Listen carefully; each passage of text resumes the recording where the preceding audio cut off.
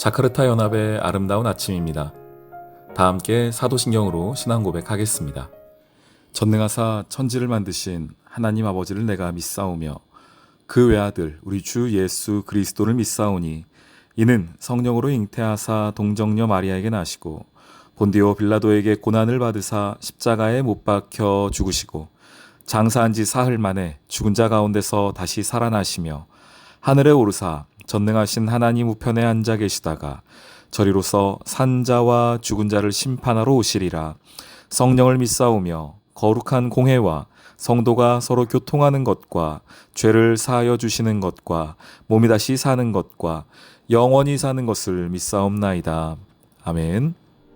여호아하스가 왕이 될 때 나이가 23세라. 예루살렘에서 석 달간 다스리니라. 그의 어머니의 이름은 하무달이라. 림나 예레미야의 딸이더라. 여호아하스가 그의 조상들의 모든 행위대로 여호와 보시기에 악을 행하였더니 바로 느고가 그를 하마 땅 림나에 가두어 예루살렘에서 왕이 되지 못하게 하고 또 그 나라로 은 100달란트와 금 1달란트를 벌금으로 내게 하고 바로 느고가 요시야의 아들 엘리야김을 그의 아버지 요시야를 대신하여 왕으로 삼고 그의 이름을 고쳐 여호야김이라 하고 여호아하스는 애굽으로 잡아갔더니 그가 거기서 죽으니라. 여호야김이 은과 금을 바로에게 주니라. 그가 바로 느고의 명령대로 그에게 그 돈을 주기 위하여 나라에 부과하되 백성들 각 사람의 힘대로 액수를 정하고 은금을 징수하였더라. 여호야김이 왕이 될 때 나이가 25세라. 예루살렘에서 11년간 다스리니라. 그의 어머니의 이름은 스비다라. 루마 부다야의 딸이더라. 여호야김이 그의 조상들이 행한 모든 일을 따라서 여호와 보시기에 악을 행하였더라. 여호야김 시대에 바벨론의 왕 느부갓네살이 올라오매 여호야김이 3년간 섬기다가 돌아서 그를 배반하였더니 여호와께서 그의 종 선지자들을 통하여 하신 말씀과 같이 갈대아의 부대와 아람의 부대와 모압의 부대와 암몬 자손의 부대를 여호야김에게로 보내 유다를 쳐 멸하려 하시니 이 일이 유다의 임함은 곧 여호와의 말씀대로 그들을 자기 앞에서 물리치고자 하심이니 이는 므낫세에 지은 모든 죄 때문이며 또 그가 무죄한 자의 피를 흘려 그의 피가 예루살렘에 가득하게 하였습니다. 여호와께서 사하시기를 즐겨하지 아니하시니라. 여호야김의 남은 사적과 행한 모든 일은 유다 왕 역대지략에 기록되지 아니하였느냐. 여호야김이 그의 조상들과 함께 잠에 그의 아들 여호야긴이 대신하여 왕이 되니라. 애굽 왕이 다시는 그 나라에서 나오지 못하였으니 이는 바벨론 왕이 애굽 강에서부터 유브라데 강까지 애굽 왕에게 속한 땅을 다 점령하였음이더라. 샬롬, 자카르타 연합의 아름다운 아침입니다. 오늘은 열왕기하 23장 31절로 24장 7절의 말씀입니다. 오늘은 두 명의 왕이 등장을 하고 있습니다. 요시야 왕이 죽고서 이제는 이 남유다도 이제 멸망의 길로 가고 있습니다. 그 아들이 여호아하스였는데 여호아하스는 3개월만 왕위에 있었습니다. 그러다가 애굽에 의하여서 북쪽에 있는 하맛 쪽에서 유배 생활을 하다가 그러다가 애굽으로 끌려가가지고 거기서 죽음을 당합니다.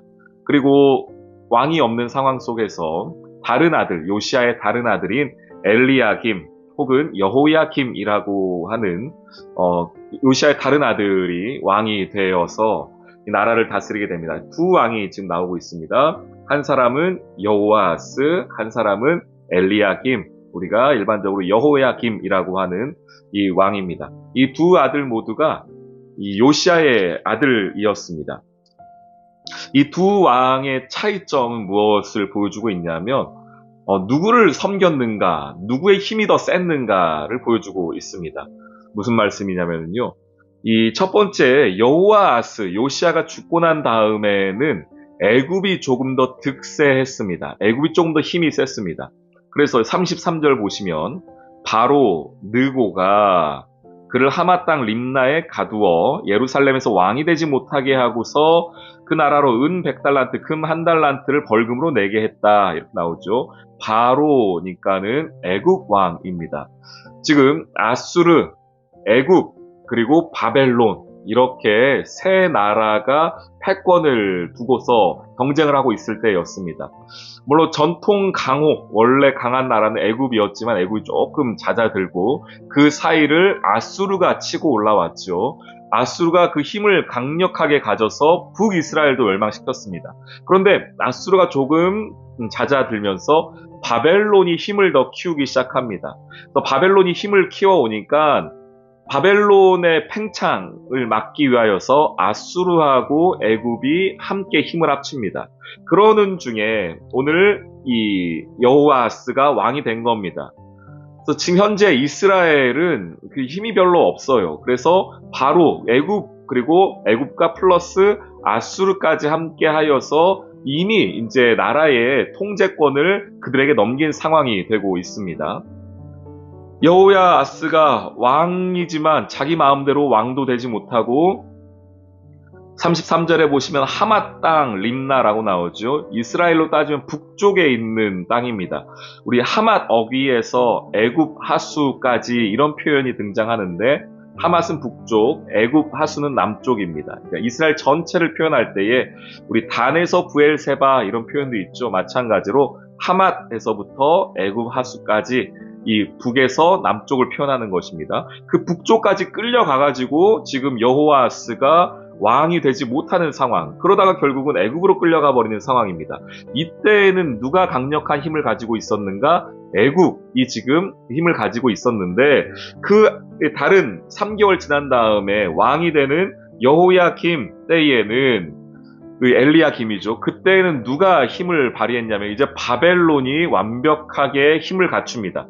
그래서 애굽하고 우리 아수르가 더 이상 그들의 라이벌이 되지 못합니다. 이제 바벨론이 완벽하게 힘을 갖추어서 유다를 치기 시작합니다. 여호야김 시대 때 24장 1절 보시죠.